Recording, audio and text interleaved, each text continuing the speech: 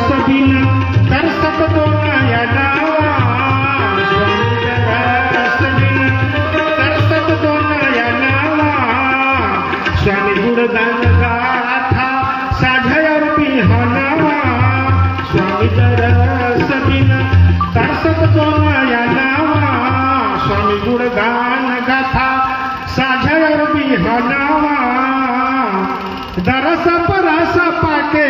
शांतिमयी भनवा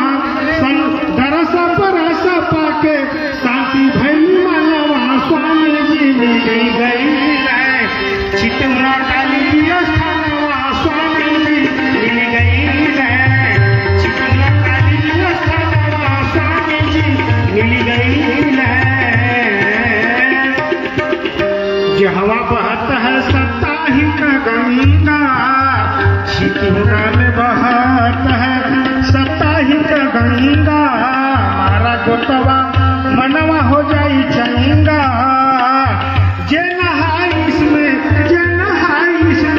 ओकर होई तारा नवा स्वामी जी मिली गई है चितमरा काली स्थानवा स्वामी जी मिल गई है चितमरा काली स्थानवा स्वामी जी मिल गई है। 7 बजे की बेला जहन लूटेला भगतों का मेला जहन लूटाते ज्ञान का खजाना स्वामी जी मिली गई है चितमरा काली स्थानवा स्वामी जी मिल गई है। जगमग जगमग ज्योति जहनित जगत है भगतों की भीत भगत है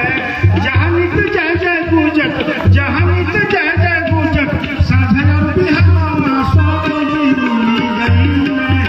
चितमरा काली स्थानवा स्वामी जी मिल गई है। दास सुदामा को यही है कहना बड़े भाग्य से मिलता संत दर्शनवा बड़े भाग्य से मिलता संत दर्शनवा पपुवत निप स्वामी जी का गुण बड़ा स्वामी जी मिल गई है चितमरा काली स्थानवा स्वामी जी मिल गई है। विष्णु स्वामी जी महाराज की जय हो।